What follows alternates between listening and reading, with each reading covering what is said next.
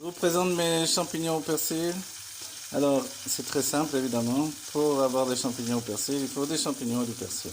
Voilà, je rajoute également de l'ail, du sel évidemment, du gros sel.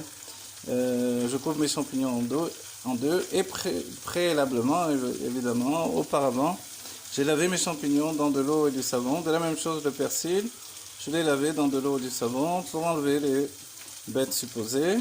Voilà, on le reste bien après pour se débarrasser justement de tous les problèmes qu'il peut y avoir dans le chemin depuis la terre, ou le sable, ou les serres. Et voilà. Et puis il y a une autre chose que je voulais vous dire, puisque tout ça c'est important, c'est la halakha, pour faire un plat de Shabbat qui soit donc une petite salade de champignons, mais il faut qu'elle soit cachère, c'est ça le souci d'un juif. Il y a aussi un enseignement.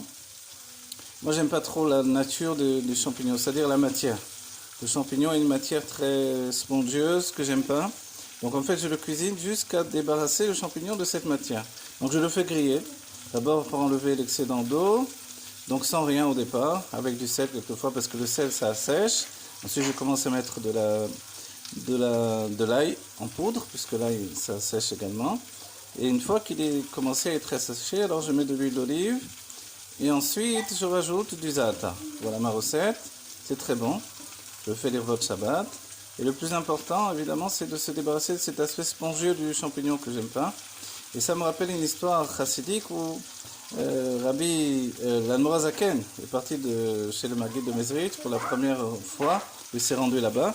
Et au moment de partir, son élève et maître, Rabbi Avraham Amalar, lui a dit, enfin, s'est adressé au cocher, cocher, fouette les chevaux jusqu'à ce qu'ils oublient qu'ils sont des chevaux.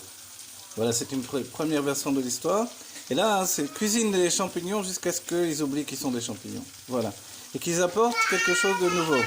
Voilà, comme le cri d'un enfant. Et là, je souligne évidemment cette histoire, on peut entendre quelque chose de merveilleux. C'est-à-dire, le cheval, c'est Koharsus, la force du cheval, la force des mots, d'Ilan Morazaken, qui nous entraîne vers des lieux qu'on ne peut pas atteindre. Et pour ça, le cheval doit quitter sa nature de cheval enfermé dans la matière, comme on dit, Amotzi lechem minaret, qui sort le pain de la terre. Voilà, on doit sortir la matière de sa tziout, de son enfermement. Voilà, Yechem el Hamashiach, qui est que des bonnes choses. Petite recette de champignons au persil, l'irvot Shabbat.